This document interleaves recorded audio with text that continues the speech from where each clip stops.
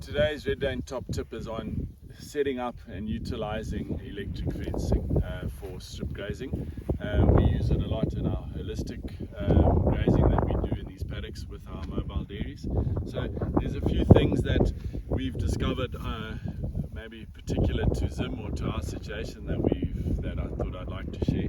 So your standard what we call a pigtail is one of these pegs here, and they're really nice. They've got this part here which you can stand on to push them into the ground, like that, and as you can see it's just bending. So when the ground is wet, great. When the ground is like this, which it is in Zimbabwe for 8 months of the year, it's a real problem. So we've looked at different options and things that we can do. You can see behind me here we've got an old fencing standard that we've beaten into the ground, and the guys have tied a sack on it because they've given up with getting the pigtails into the ground at this time of year. So not really ideal. What we have developed though is, and I mean it's a very simple thing, is basically I think it's a 10mm rod, and with this rod here, using a hammer, you've got a lot better chance of getting your peg into the ground. So here's a peg that we've made up. So it gives you a lot of options. Obviously it's a very simple thing, we just sharpen the one end. And you can use the different type of insulators. This type here, just slides up and down. So you need to fix it with a cable tie or a piece of wire in the position that you like. But these you can hammer into the ground even when it's really dry.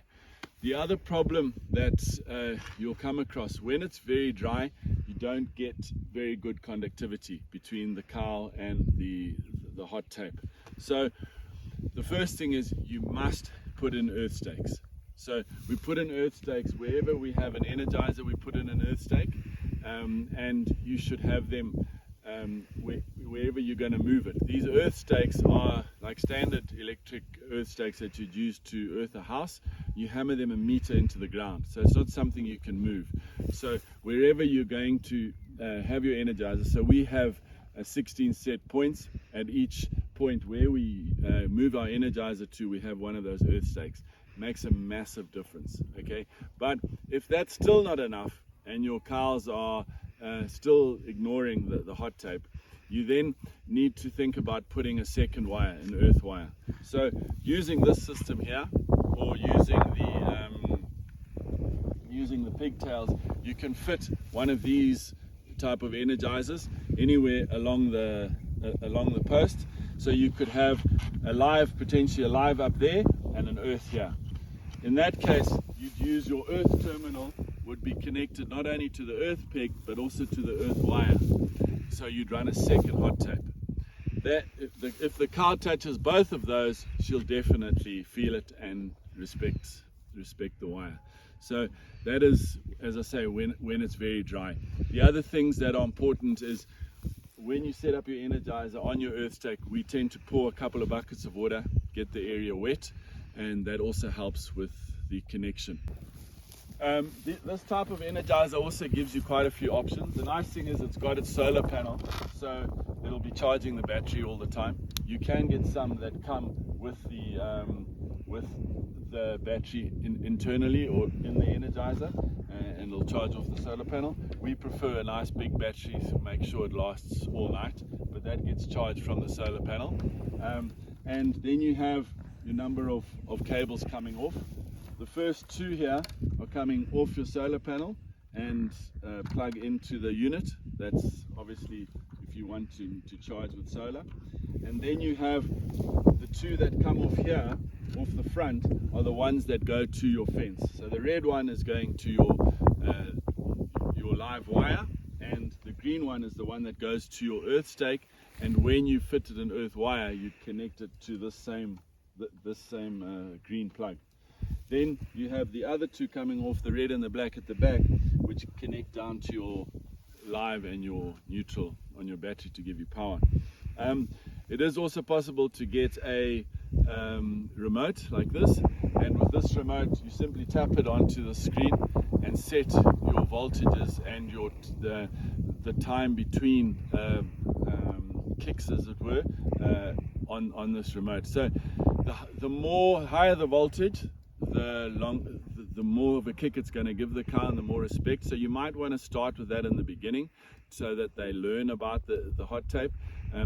With our cars now, we hardly need anything on. We sometimes even have it off and the car's still respected because they've learnt it. But the problem with having it set very high all the time is that your battery runs out much quicker. So you would rather have it as low as possible, and also it's really not comfortable if you happen to grab it and it's on one of the really high settings. You'd rather have it set on the lower one. So a lot of options here on this, but it needs to be set out correctly. This is a fairly bad example where we've got this type of bag tied onto a pole.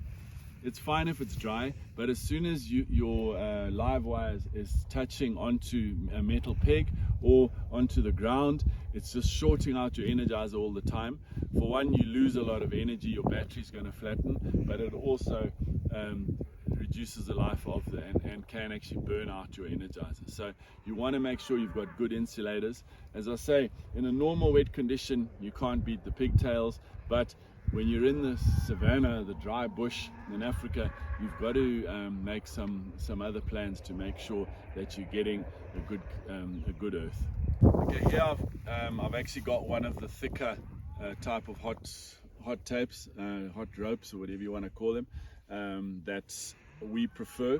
This would be your standard and cheapest one, and they come in lengths of, I think it's 500 meters, or there's different sizes.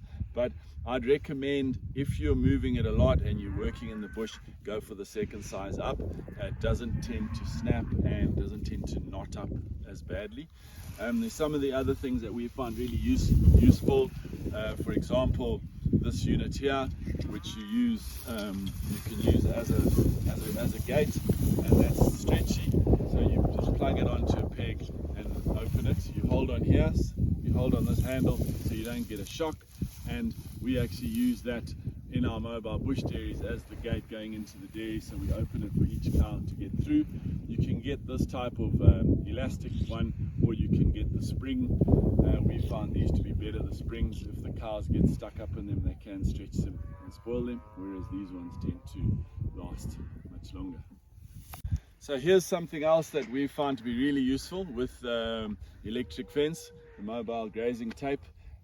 Here we've made some of our own pegs, and you can see down here is where we connect the earth, and there's where we collect the live. So this system here we use to feed the cows. We've got this big conveyor, we spread the food out and mix it up, and then when the cows come and graze, they actually put their heads underneath.